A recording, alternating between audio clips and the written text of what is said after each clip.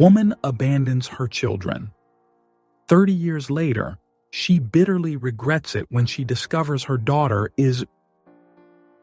Grace Sullivan stood frozen in the back pew of St. Mary's Church, her hands trembling as she clutched her worn Bible. The familiar scent of incense filled the air, but today it brought no comfort. At 65, Grace had been a fixture in this small Massachusetts town for years, known for her unwavering faith and volunteer work.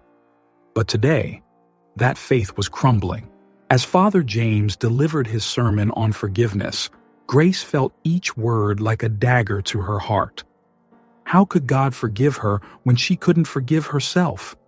The weight of her past pressed down on her, threatening to suffocate her. We must learn to forgive others, as God forgives us. Father James's voice echoed through the church. Grace couldn't take it anymore. She stood abruptly, drawing concerned glances from nearby parishioners. Tears streaming down her face, she rushed out of the church, ignoring the whispers that followed her. Outside, the cool autumn air hit her face, but the storm raging inside her. Grace leaned against the old oak tree in the churchyard, her body shaking in memory she had long came flooding back. 30 years ago, on a night much like this, Grace had made a decision that would haunt her for the rest of her life. She saw herself, younger and desperate, packing a small bag while her children, Emily and Michael, slept peacefully in their beds. Her husband's drunken snores echoed from the living room. "I can't do this anymore," she had whispered to herself, tears streaming down her face as she looked at her sleeping children one last time. "They're better off without me." With a heavy heart, she had slipped out into the night, leaving behind everything she loved. The memory faded, leaving Grace gasping for air. How could she have done that to her own children? The guilt that had been her constant companion for 3 decades threatened to overwhelm her. As she struggled to regain her composure, she noticed Mrs. Thompson, the church secretary, approaching with an envelope in hand. "Grace, dear," Mrs. Thompson said gently, "this came for you at the church office. It's postmarked from Boston." Grace's heart skipped a beat. Boston. That's where Michael lived now. With shaking hands, she took the envelope, thanking Mrs. Thompson softly. Alone again, Grace stared at the envelope, fear and hope warring within her. She hadn't heard from her children in years, not since that disastrous attempt at reconciliation a decade ago. They had made it clear they wanted nothing to do with her. Taking a deep breath, Grace tore open the envelope and unfolded the letter inside. As she read, her knees grew weak, and she sank onto a nearby bench. "Dear Mom," the letter began in Michael's precise handwriting. "I never thought I'd be writing this, but we need your help. Emily is sick, really sick. She has a rare blood disease and needs a bone marrow transplant. The doctors say a close relative has the best chance of being a match. I know it's a lot to ask, but would you be willing to get tested? Emily's life depends on it." Grace's world tilted on its axis. Emily, her beautiful daughter, was sick, possibly dying, and they were reaching out to her, the mother who had abandoned them, for help. The letter went on, detailing Emily's condition and the urgency of the situation. But Grace could hardly focus on the words. Her mind was reeling. This was it. The chance she had both longed for and dreaded. A chance to make amends, to be there for her children when they needed her most. But it also meant facing the consequences of her actions, confronting the pain and anger she knew her children harbored. As the sun began to set, casting long shadows across the churchyard, Grace sat motionless, the letter clutched to her chest. The decision before her was monumental. Could she find the courage to face her past? Or would she run away again, this time possibly condemning her daughter to death? The weight of her choices, past and present, pressed down on her. Grace closed her eyes, a silent prayer escaping her lips. "God, give me strength. she whispered, knowing that whatever she decided, nothing would ever be the same again. Grace barely slept that night, tossing and turning as Michael's words echoed in her mind. By dawn, she found herself back at St. Mary's, sitting in the empty church, seeking guidance. The early morning light filtered through the stained glass windows, casting colorful patterns on the worn wooden pews. Grace sat in silence, her eyes fixed on the crucifix above the altar. "What should I do?" she whispered, her voice trembling. "How can I face them after all these years?" As the sun rose higher, warming the church, Grace's mind drifted back to the last time she had seen her children. It was 10 years ago, shortly after her 50th birthday. Driven by an overwhelming sense of guilt and longing, she had shown up unannounced at Michael's college graduation. The memory was painfully vivid. The shock on Michael's face when he saw her standing there. The anger that quickly replaced it. Emily's cold silence. The harsh words that followed. "You have no right to be here," Michael had hissed, his eyes blazing with hurt and fury. "You're not our mother. You're just the woman who gave birth to us and then abandoned us." Emily hadn't even spoken to her, turning her back and walking away without a word. The rejection had been absolute, crushing any hope Grace had of reconciliation. Now, a decade later, they were reaching out to her. But was it too late? The sound of footsteps broke Grace's reverie. Father James approached, concern etched on his kind face. "Grace? Are you all right? Mrs. Thompson mentioned you left in a hurry yesterday." Grace looked up at the priest, tears welling in her eyes. "Oh, Father," she said, her voice breaking. "I've made such a mess of everything." Slowly, haltingly, Grace poured out her story to Father James. The years of abuse she had endured, the desperate decision to leave, the crushing guilt that followed, and now, this unexpected letter from Michael. Father James listened patiently, his face a mask of compassion. When Grace finished, he sat quietly for a moment before speaking. "Grace," he said gently, "the path to forgiveness is never easy. But it's never too late to try to make things right. Your children are reaching out to you. Perhaps this is the chance you've been praying for."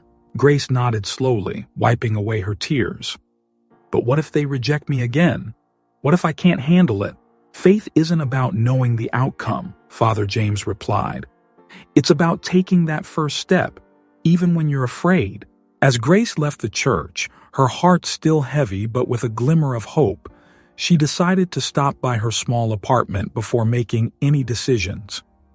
As she entered, her eyes fell on an old jewelry box on her dresser.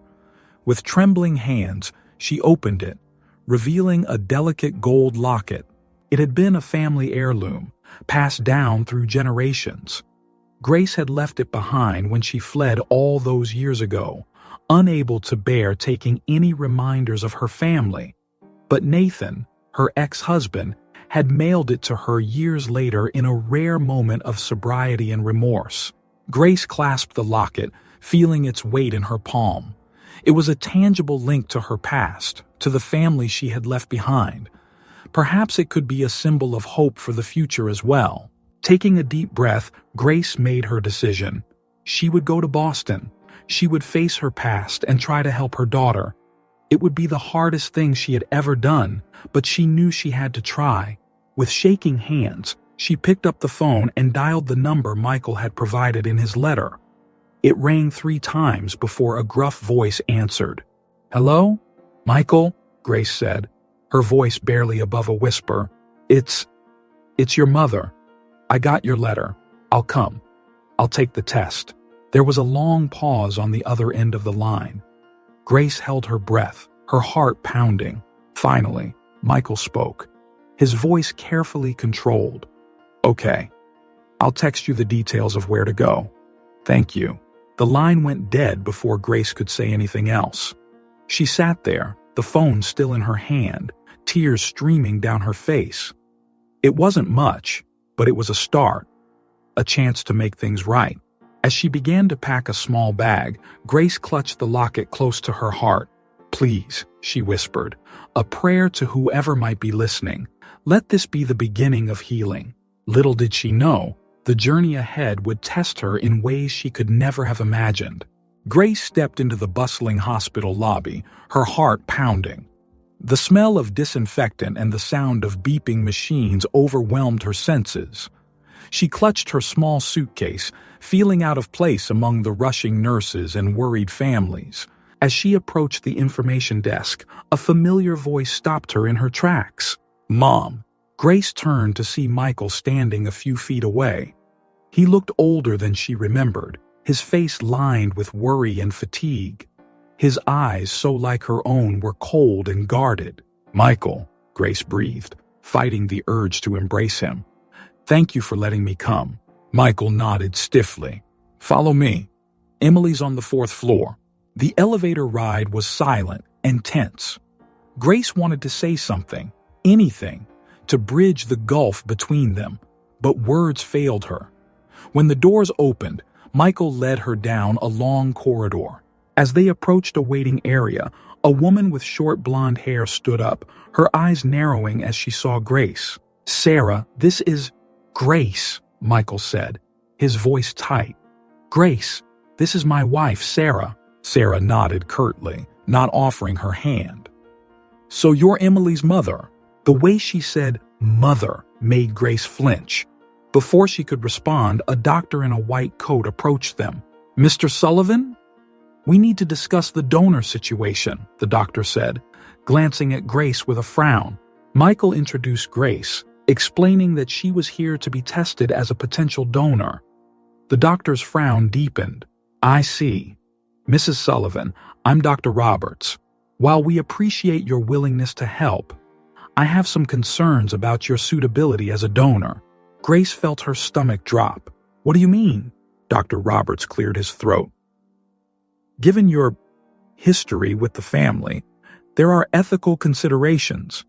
The psychological impact on the patient is a significant factor in transplant success. Your presence could potentially cause stress that might complicate Emily's recovery." Michael's jaw clenched, but he remained silent. Sarah placed a hand on his arm, her expression unreadable. Grace felt panic rising in her chest.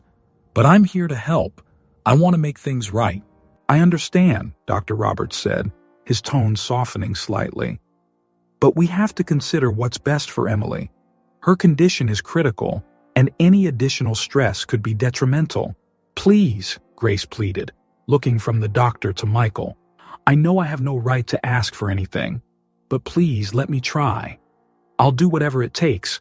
If Emily doesn't want to see me, I'll stay away. I just want to help save her life." Michael's expression was conflicted. He ran a hand through his hair, sighing heavily. "Doctor, I know this isn't ideal, but if she's a match, Emily needs this transplant. We're running out of options." Dr. Roberts nodded slowly. "I understand. But Mrs. Sullivan, you need to be aware that this process is rigorous. The testing is just the first step. If you're a match, the donation process itself is physically demanding, and there's no guarantee that Emily will want any contact with you, even if you are a match." "I understand," Grace said, her voice steady despite her inner turmoil. "I'm prepared for whatever comes. I just want to help my daughter." The doctor looked at her for a long moment, then nodded. "All right, we'll proceed with the testing. But I want to be clear. Emily's well-being is our primary concern. If at any point we feel your presence is detrimental to her recovery, we'll have to ask you to leave." Grace nodded, relief washing over her. "Thank you. Thank you so much." As Dr. Roberts left to make arrangements for the testing, an uncomfortable silence fell over the group. Sarah excused herself, saying she needed to check on the kids at home. Michael remained, his expression troubled. "Mom," he said, his voice low, "I need you to understand something. We're letting you do this because Emily needs it, but it doesn't change anything between us. And if this doesn't work out, if you're not a match, or if it's too much for Emily, you need to be prepared to walk away again." His words hit Grace like a physical blow, but she nodded. "I understand, Michael. I'm here for Emily, nothing else." As a nurse approached to take Grace for her initial tests, Michael's phone rang. His face paled as he listened to the caller. "What? When?" "Okay, I'll be right there," he said, his voice tight with fear. He turned to Grace, his earlier hostility replaced by raw panic. "It's Emily. She's taken a turn for the worse. They're moving her to intensive care." In that moment, all the tension and resentment between them faded into the background. They were just two people terrified of losing someone they loved. "Go," Grace said. "Be with her. I'll do whatever they need me to do here." Michael nodded, already rushing towards Emily's room. Grace watched him go, her heart heavy with worry and regret. As the nurse led her away for testing, she silently prayed that she wasn't too late to make a difference. Grace stood outside Emily's hospital room, her hand hovering over the doorknob. The past 24 hours had been a whirlwind of tests and paperwork, but now came the moment she'd been dreading and longing for, seeing her daughter. Taking a deep breath, she knocked softly and entered. The sight of Emily in the hospital bed, pale and thin, made Grace's heart clench. Emily's eyes widened in surprise, then narrowed with a mix of emotions Grace couldn't quite read. "Hi, Emily," Grace said softly, her voice trembling. I'm here." Emily's voice was weak but sharp. "I can see that. Why?" Grace took a tentative step closer. "Michael told me about your condition. I'm here to help if I can." Emily let out a bitter laugh. "Help? Now you want to help? Where were you when I needed help 30 years ago?" The words hit Grace like a physical blow. "Emily, I know I hurt you. I'm so sorry." "Sorry doesn't cut it," Emily interrupted, her voice rising. "You left us. With him. Do you have any idea what that was like?" Grace felt tears welling up. I thought you'd be better off without me. I was wrong. So wrong." Emily turned away, her body tense. "You don't get to walk back into my life now and play the concerned mother. I don't need you." "The doctors say you do," Grace said gently. "Emily, I know you hate me, and you have every right to. But please, let me try to help. Let me do this one thing for you." Emily was silent for a long moment. When she spoke again, her voice was quieter, tinged with fear. "They say without the transplant, I might not make it." Grace's heart broke at the vulnerability in her daughter's voice. She longed to comfort her, to hold her, but she knew she'd lost that right long ago. "I'm going to do everything I can to make sure that doesn't happen," Grace promised. Emily finally looked at her, her eyes filled with a mix of anger and desperation. "Fine. But this doesn't change anything between us. You're not my mother. You're just a donor."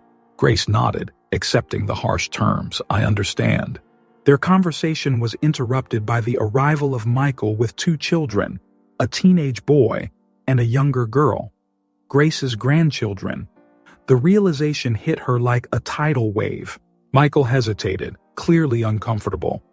"Mom, these are Emily's kids, Jason and Lily." The teenagers looked at Grace with a mixture of curiosity and wariness. Jason, the older one, stepped forward, his posture defensive. "So you're our grandmother?" he asked, his tone challenging. Grace nodded, trying to smile through her nervousness. "Yes, I'm Grace. It's nice to meet you both." Lily, the younger girl, peered at Grace from behind her brother. "Why haven't we ever met you before?" The innocent question hung in the air, heavy with unspoken history. Grace struggled to find an appropriate answer. Emily spoke up, her voice tight. "Because she left a long time ago, honey. But she's here now to help me get better."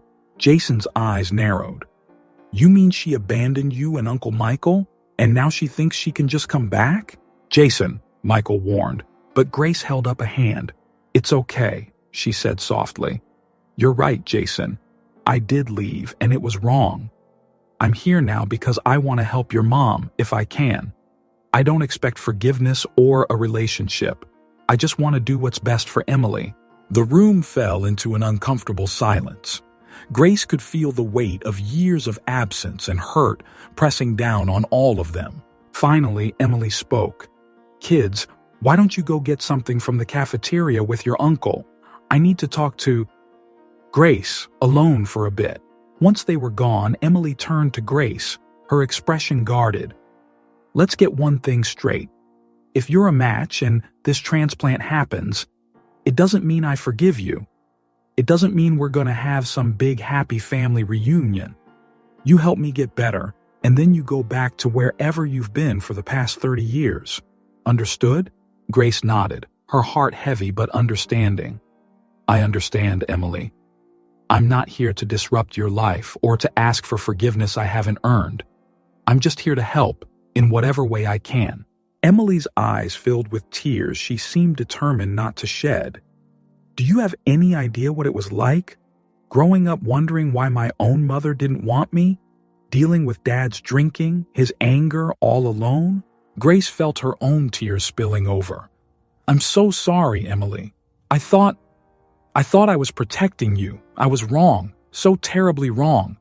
If I could go back and change it, I would. But I can't. All I can do is try to help now.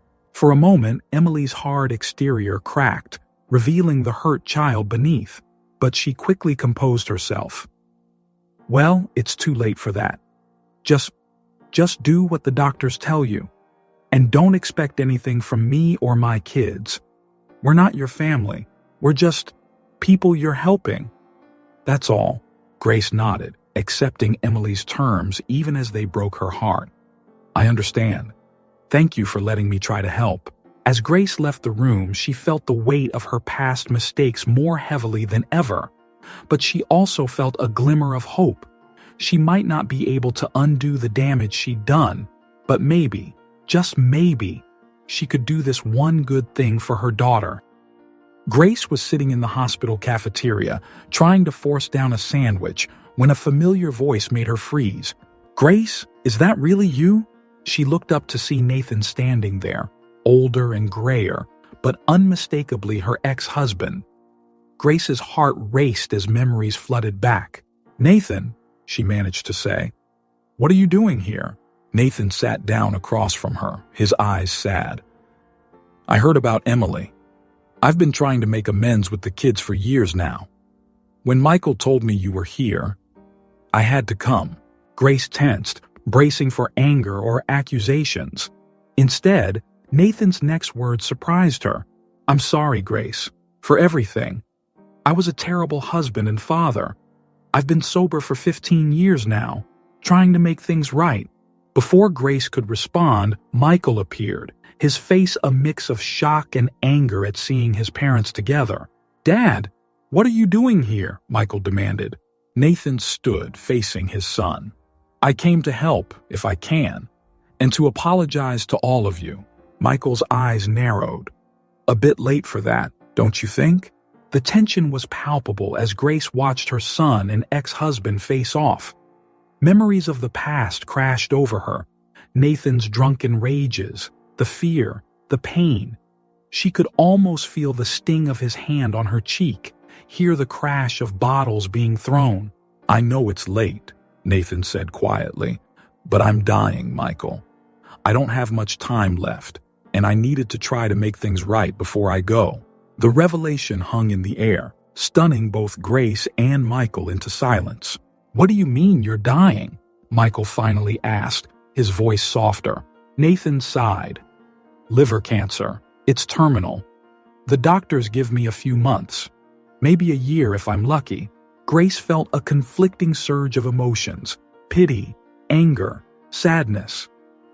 Nathan, I'm so sorry, she said softly. Michael ran a hand through his hair, clearly struggling with the news. Why now, Dad? Why come back now? Because I've been trying to find the courage for years, Nathan admitted. I've been sober since you graduated high school, Michael. I tried to find Grace back then, to apologize, but she was gone. I've been working on myself, trying to be someone you and Emily could forgive someday. Grace felt tears welling up. You tried to find me? Nathan nodded. I did. I wanted to tell you how sorry I was, for everything. By the time I got my act together, you had disappeared. I don't blame you for leaving, Grace. I was a monster back then, The weight of the past hung heavy between them. Grace remembered the fear, the pain, but also the young man she had once loved before alcohol had twisted him into someone unrecognizable. Michael looked between his parents, his face a storm of emotions. This doesn't change what you did. To Mom, to Emily, and me. I know, Nathan said quietly. I'm not asking for forgiveness. I needed you both to know how sorry I am before it's too late. Grace found herself reaching out, touching Nathan's hand. Thank you for telling us, Nathan. I'm sorry you're sick. Michael watched this interaction, his expression unreadable. Does Emily know you're here? Nathan shook his head. Not yet. I wanted to talk to you first. See if you thought it would be okay for me to see her. The three of them sat in silence for a moment, the magnitude of the situation sinking in. They were a broken family, facing illness on two fronts, with years of pain and resentment between them. Finally, Michael spoke. I need to think about this. Emily's so sick, I don't know if she can handle this on top of everything else. Nathan nodded, understanding. Of course. I'll wait. I want you both to know that I'm here if you need anything. For Emily, for the transplant, anything at all. As Nathan stood to leave, he turned to Grace one last time. I really am sorry, Grace, for everything. I hope someday you can forgive me. Grace watched him go, her emotions in turmoil. She turned to Michael, who looked equally shaken. What do we do now? She asked softly. Michael sighed heavily. I don't know, Mom. I really don't know. We need to focus on Emily right now, on getting her through this transplant. But Dad, we can't just ignore this, can we? Grace shook her head. No, I don't think we can. But you're right. Emily comes first. We'll figure out how to handle this with your father after we know Emily's okay.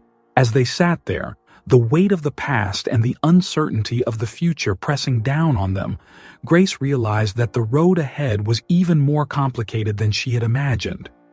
They had to navigate not just her own attempts at reconciliation, but now Nathan's as well, all while fighting for Emily's life.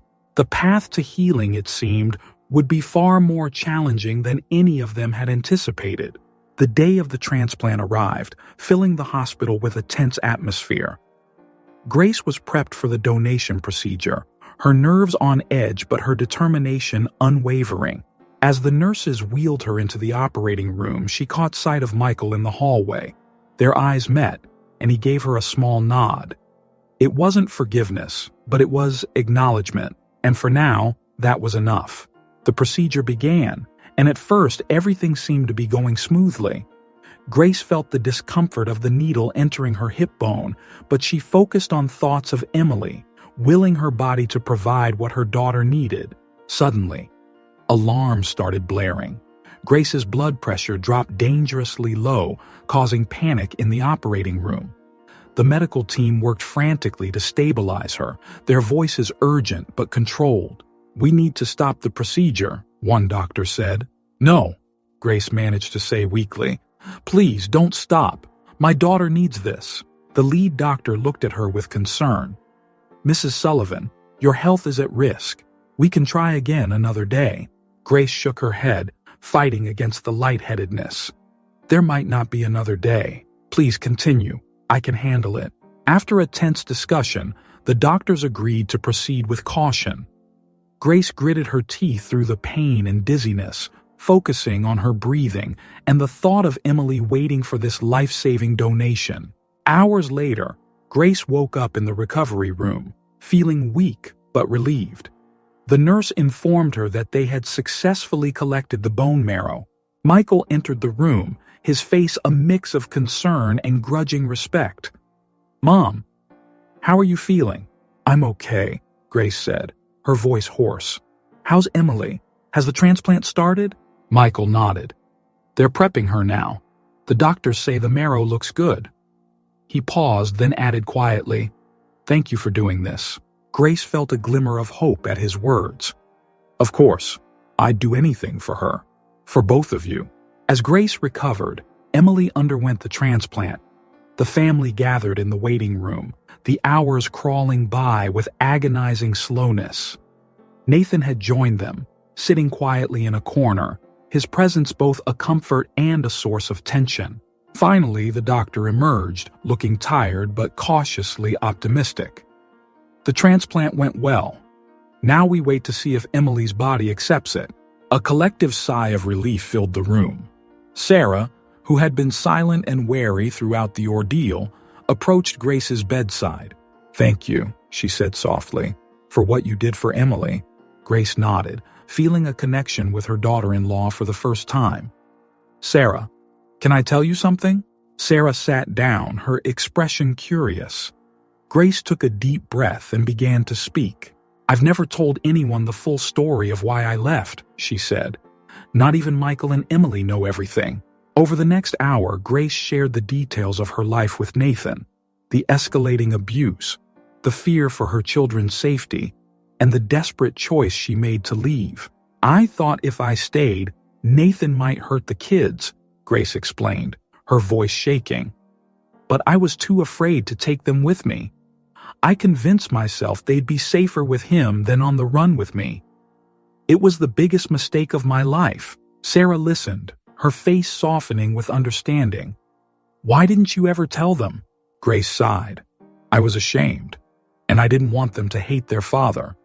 Despite everything, he was still their dad." As they talked, Michael stood in the doorway, overhearing the conversation. His expression was unreadable, but something had shifted in his eyes. The moment was interrupted by a nurse rushing in. "Mr. Sullivan, you need to come quickly. It's Emily." The family raced to Emily's room, fear gripping their hearts. Emily was pale and shaking, her body rejecting the transplant. "We need to stabilize her," the doctor said urgently. "The next 24 hours are critical." As they watched Emily fight for her life, the family found themselves drawn together by their shared fear and hope. Grace reached out, taking Michael's hand in one of hers and Sarah's in the other. To her surprise, neither pulled away. Nathan stood behind them, his face etched with worry and regret. The past, present, and uncertain future converged in that hospital room as they all silently prayed for Emily's recovery. The road ahead was still long and uncertain, but in that moment, they were united by the bonds of blood and shared struggle. As the machines beeped and the doctors worked, they held on to each other into hope, waiting to see what the coming hours would bring. The next 48 hours were a blur of fear and hope as Emily's body fought against the transplanted cells. The doctors worked tirelessly, adjusting medications and monitoring her vital signs around the clock. Grace, Michael, Sarah, and Nathan took turns sitting with Emily, each grappling with their own emotions as they watched her struggle. The beeping of machines and the hushed voices of medical staff became the soundtrack to their vigil. During one particularly tense moment, Emily's fever spiked dangerously high. The room filled with doctors and nurses, their urgent voices and quick movements underscoring the gravity of the situation. "We need to cool her down now," the lead doctor ordered. "If we can't get this fever under control, we could lose her." Grace watched helplessly from the corner of the room, her heart racing. She felt a hand on her shoulder and turned to see Michael, his face etched with worry. "She's strong," he said quietly. "She'll pull through this." As the medical team worked to stabilize Emily, Grace and Michael found themselves alone in the hallway. The weight of the past and the fear of the present hung heavy between them.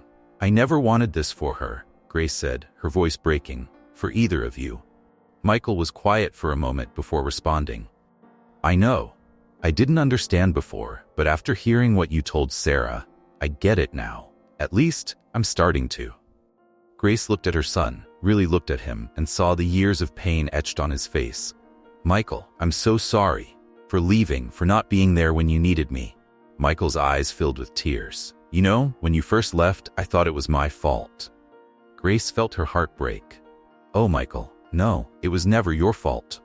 "I was just a kid," Michael continued, his voice thick with emotion. "I thought maybe if I had been better, if I hadn't made you and Dad fight so much, you wouldn't have left." Grace reached out, hesitantly at first, then pulled Michael into a hug. To her surprise, he didn't resist. "It was never, ever your fault," she whispered fiercely. "I made a terrible mistake, but it had nothing to do with you or Emily. I thought I was protecting you, but I was wrong. I'm so sorry." They stood there for a moment, years of hurt and misunderstanding beginning to heal. When they pulled apart, something had shifted between them. Their moment was interrupted by a nurse rushing out of Emily's room. "Dr. Patel needs you both," she said urgently. They hurried back into the room to find Emily convulsing, her body rejecting the transplant violently. The next few hours were a blur of medical interventions and nail-biting tension. Finally, as dawn broke, Emily's condition began to stabilize. The doctor emerged from her room, looking exhausted but cautiously optimistic. "We've managed to get the rejection under control," he explained. "The next 24 hours will be critical, but if she continues to improve, I believe she's going to pull through." The relief in the room was palpable. Sarah burst into tears, while Nathan slumped in his chair, muttering a prayer of thanks. Michael and Grace looked at each other, a new understanding passing between them. As the day progressed, Emily showed small but steady signs of improvement. Her fever lowered, and her vital signs began to normalize. By evening, she was conscious and able to recognize her family. Grace stood back, allowing Michael and Sarah to have their moment with Emily. As she watched them, she felt a mix of joy and sadness. Joy that Emily was recovering, and sadness for all the years she had missed. Later that night, as the family settled in for another long vigil, Michael approached Grace. "Mom," he said quietly, I think it's time we really talked about everything." Grace nodded, feeling a glimmer of hope. "I'd like that, Michael, whenever you're ready." As they sat down in the quiet corner of the waiting room, both knew that the conversation ahead would be difficult. But for the first time in years, there was a sense that healing was possible. The trauma of almost losing Emily had shaken them all, forcing them to confront their past and reevaluate their relationships. As Emily fought to recover, her family began the slow, painful process of rebuilding the bonds that had been broken so long ago. The road ahead was still uncertain, but as Grace looked around at her family, Michael, Sarah, Nathan, and Emily, she felt a cautious optimism. They had weathered the storm together, and perhaps, just perhaps, they could find a way forward as a family. As Emily's condition stabilized, the initial relief gave way to the return of old tensions. The fragile peace that had formed during the crisis began to crack under the weight of years of resentment and hurt. Grace, eager to rebuild her relationship with Emily, tried to spend more time with her daughter. However, Emily's response was cold and distant. "I appreciate what you did," Emily said during one of Grace's visits, her voice flat. "But it doesn't change anything. I don't need you here anymore." Grace felt the sting of rejection keenly. She left Emily's room, her heart heavy, only to overhear Michael and Sarah arguing in the hallway. "She's trying, Michael," Sarah said, her voice raised. "Can't you see that?" Michael's response was sharp. "Trying? After all these years? It's too little, too late. She can't just waltz back into our lives and expect everything to be okay." Grace slipped away unnoticed, the weight of their words pressing down on her. Back in her hotel room, she began to pack her bags. Maybe coming back had been a mistake. Maybe she was causing more harm than good. As she folded her clothes, memories of her past escape flooded back. The fear, the uncertainty, the guilt. She was reliving it all over again. Grace was so lost in her thoughts that she didn't hear the knock on her door at first. When she finally opened it, she was surprised to find Lily, Emily's daughter, standing there. "Grandma?" Lily said hesitantly. "Mom said you might be leaving. Are you?" Grace looked at her young granddaughter, seeing a mix of hope and fear in her eyes. I'm not sure yet, sweetie. Things are complicated." Lily's face fell. "But you just got here, and you helped Mom? Don't you want to stay?" The innocence of the question hit Grace hard. She invited Lily in, and they sat on the edge of the bed. "Sometimes even when we want something very much, it's not that simple," Grace tried to explain. Lily picked up one of the family photos Grace had unpacked. "Is this my mom when she was little?" Grace nodded, a lump forming in her throat. "Yes, that's Emily." "She looks happy," Lily observed. "Were you happy then?" The question caught Grace off guard. "We had happy times," she said carefully, "but there were hard times too." As they talked, Grace felt something shift inside her. She couldn't run away again. She owed it to Lily, to all of them, to try one more time. Later that evening, Sarah found Grace in the hospital cafeteria. She sat down across from her, looking tired but determined.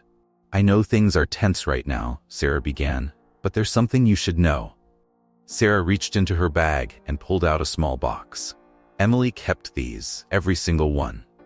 Grace opened the box to find all the birthday and Christmas cards she had sent over the years, each one neatly preserved, some with tear stains visible on the paper. "She read them all," Sarah said softly. "Even when she was angriest, she never threw them away." Grace felt tears welling up. "I didn't know," she whispered. Sarah nodded. "Emily's hurt runs deep, but so does her love for you. She's just scared to show it." This revelation gave Grace a new perspective. Emily's cold exterior wasn't the whole story. There was still a chance, however small, for reconciliation. Grace made her decision. She wouldn't leave, not yet. She would make one last attempt to bridge the gap between them. "Thank you for showing me this," Grace said to Sarah. "I know I have a lot to make up for, but I want to try, if you and Michael will let me." Sarah smiled tentatively. "It won't be easy, but I think it's worth trying." As Grace left the cafeteria, she felt a mix of fear and determination. The road ahead would be difficult, but she was ready to face it. She wouldn't run away this time. She would stay and fight for her family, no matter how hard it might be. Grace headed towards Emily's room, her heart pounding. She didn't know what she would say, but she knew she had to try. This was her last chance to make things right, and she was determined not to waste it. As she approached the door, she took a deep breath, steeling herself for whatever might come next. The path to healing would be long and uncertain, but Grace was finally ready to walk it, no matter where it might lead. The day started with dark clouds looming over the city. As Grace made her way to the hospital, the first raindrops began to fall. By the time she reached Emily's room, the storm had intensified, rattling windows and setting off car alarms in the parking lot. Emily was sitting up in bed, looking stronger, but still pale. Michael was there too, discussing Emily's release with the doctor when a loud crash of thunder made them all jump. "Looks like a big one," the doctor said, glancing out the window. "You folks might want to stay put until it passes. The roads are already flooding." As if on cue, the hospital lights flickered, then stabilized. The family found themselves trapped together, the storm outside mirroring the emotional turmoil within. For a while, they sat in uncomfortable silence, the tension palpable. It was Emily who finally broke it. "Why did you really come back?" she asked Grace, her voice hard. "After all these years, why now?" Grace took a deep breath. "Because you needed me, and because I've wanted to come back for a long time." Michael scoffed. "You had 30 years to come back. Why should we believe you now?" The dam broke. Years of pent-up anger, hurt, and misunderstanding came pouring out. Emily lashed out at Grace for abandoning them. Michael accused her of selfishness, and Grace tried desperately to explain her actions. "You left us with him," Emily shouted, tears streaming down her face. "Do you have any idea what that was like?" Grace felt her own anger rising. "I thought I was protecting you. I made a terrible mistake." "A mistake?" Michael's voice was incredulous. "You call abandoning your children a mistake?" Outside, the storm raged on, matching the intensity of the emotions in the room. Lightning flashed, illuminating their angry, tear-stained faces. "I wanted to come back," Grace admitted, her voice barely audible over the thunder. "I tried once, about 5 years after I left." This revelation stunned Emily and Michael into silence. Grace continued, the words pouring out of her. "I came to your school, Michael. I saw you on the playground, but when I tried to approach, I froze. I was so afraid you'd reject me that I'd hurt you even more by coming back. So I left again. It's the biggest regret of my life." The confession hung in the air, heavy with implications. Emily and Michael exchanged shocked glances. "Why didn't you tell us this before?" Michael asked, his voice softer now. Grace wiped away her tears. "Because I was ashamed. I failed you twice, once by leaving and again by not having the courage to come back." As the storm reached its peak outside, something shifted in the room. The raw honesty of Grace's admission seemed to crack the hard shell of resentment that had built up over the years. Emily spoke next, her voice trembling. "I used to dream about you coming back. Every birthday, every Christmas, I'd hoped this would be the day you'd walk through the door. I'm so sorry, Grace whispered. I know it doesn't change anything, but I am truly, deeply sorry. Michael ran a hand through his hair, his anger deflating. I don't know how to forgive you, he said honestly, but I think I want to try. As the storm began to subside outside, the emotional tempest within the room also calmed. They were all exhausted, drained by the outpouring of long-suppressed feelings. Emily reached out and took Grace's hand, the first voluntary contact she'd initiated since Grace's return. I'm not saying everything's okay, she said quietly, but maybe we can start talking. Really talking. Grace nodded, too overwhelmed to speak. Michael put a hand on his sister's shoulder, a gesture of support and understanding. As the last rumbles of thunder faded away, the family sat together in a new, fragile peace. The storm had forced them to confront their past, to lay bare the hurt and misunderstandings that had kept them apart for so long. They were emotionally exhausted, but there was also a sense of catharsis. The truth, painful as it was finally out in the open. What they would do with this new understanding remained to be seen. But for the first time in decades, there was a glimmer of hope for real reconciliation. As the sun began to peek through the clouds, casting a soft light into the hospital room, Grace, Emily, and Michael looked at each other with new eyes. The road ahead was still uncertain, but they had taken the first difficult steps towards healing. The storm had passed, both literally and figuratively, leaving them to navigate the aftermath together. In the days following the emotional confrontation, the Sullivan family began the delicate process of rebuilding their relationships.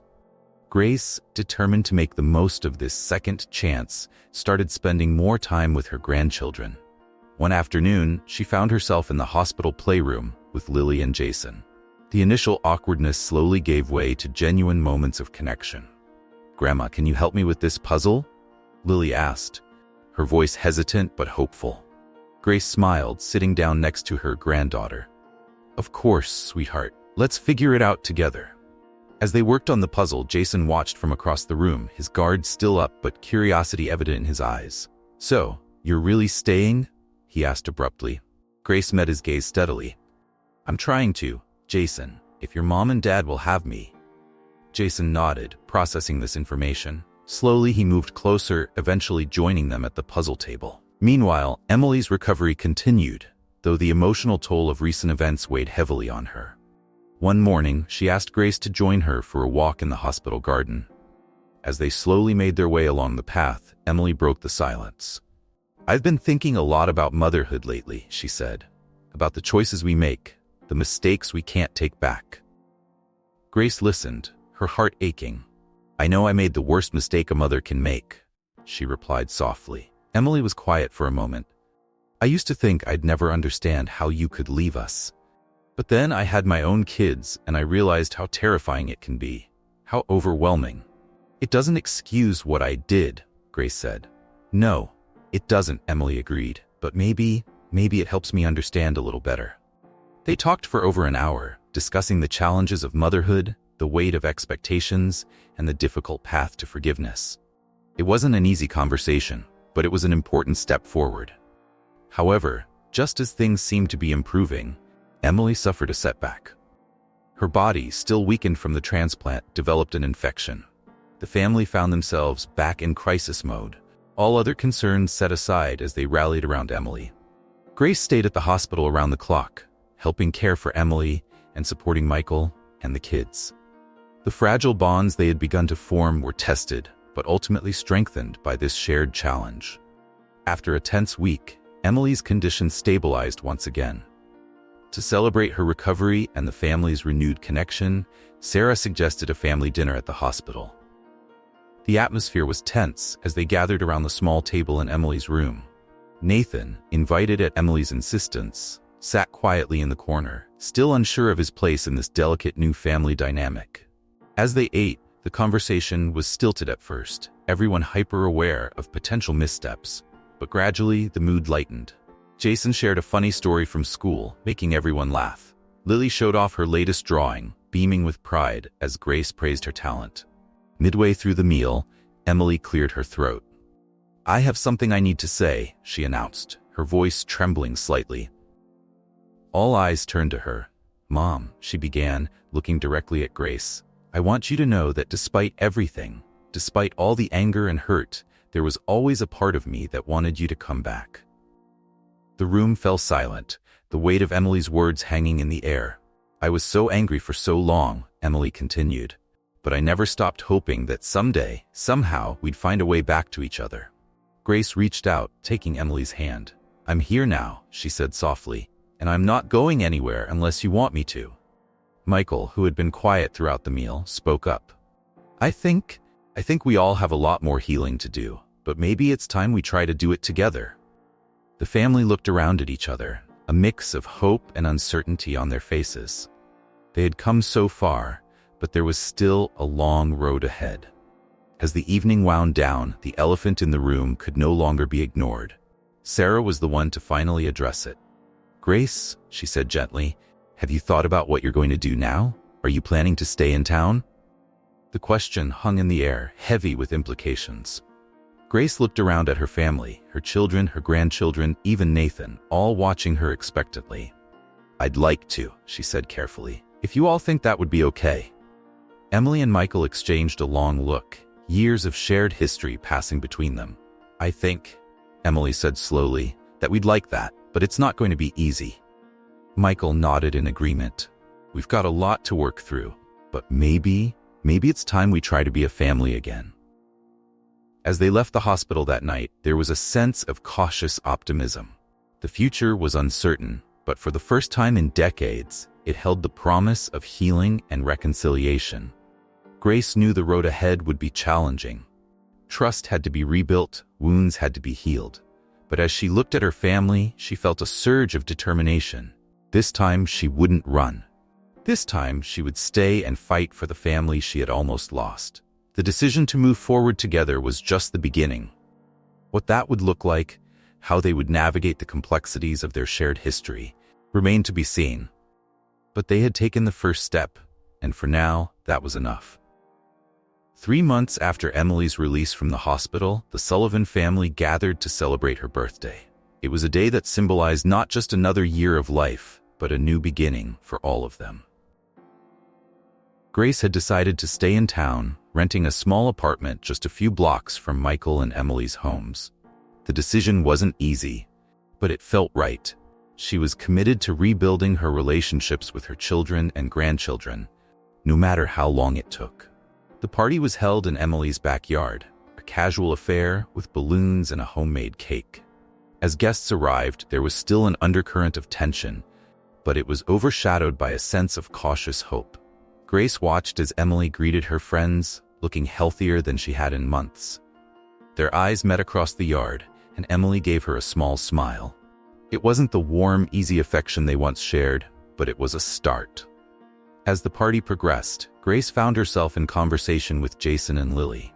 They were telling her about their school projects, and Grace listened intently, treasuring these small moments of connection.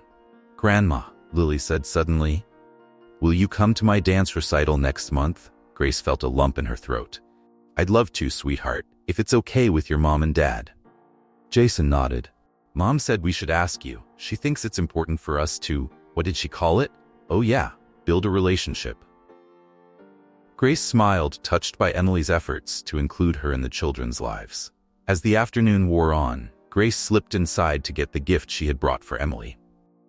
It was the old family locket, the one she had kept all these years. She found Emily in the kitchen, away from the crowd. Emily, Grace said softly, I have something for you. She held out the locket, its gold surface gleaming in the sunlight streaming through the window. Emily's eyes widened in recognition. Is that? Grace nodded. It's been in our family for generations. I want you to have it now, to pass on to Lily someday if you want. Emily took the locket, her fingers tracing the intricate design. I remember this. You used to wear it all the time when I was little. It's a symbol of our family's strength and resilience, Grace explained. I hoped it might represent a new chapter for us. Emily looked at her mother, tears in her eyes. Thank you, she whispered. The moment was interrupted by Michael calling everyone outside for cake. As they joined the others, Grace noticed Nathan standing awkwardly at the edge of the group. Emily saw him too, and after a moment's hesitation, waved him over. "Dad," she said, "I'm glad you could make it." Nathan nodded, his eyes filled with emotion. "Wouldn't miss it, sweetie. You look great." As they sang happy birthday and Emily blew out her candles, Grace felt a sense of completion. They weren't a perfect family, far from it, but they were here, together, trying. After the cake was served, Emily pulled Grace aside. "Mom," she said, her voice serious, "I've been thinking. The kids, they need a grandmother, and I think I need my mother." Grace felt her heart swell. "Emily, are you sure?" Emily nodded. "It won't be easy, we have a lot to work through. But I want you to be part of our lives. Really part of our lives."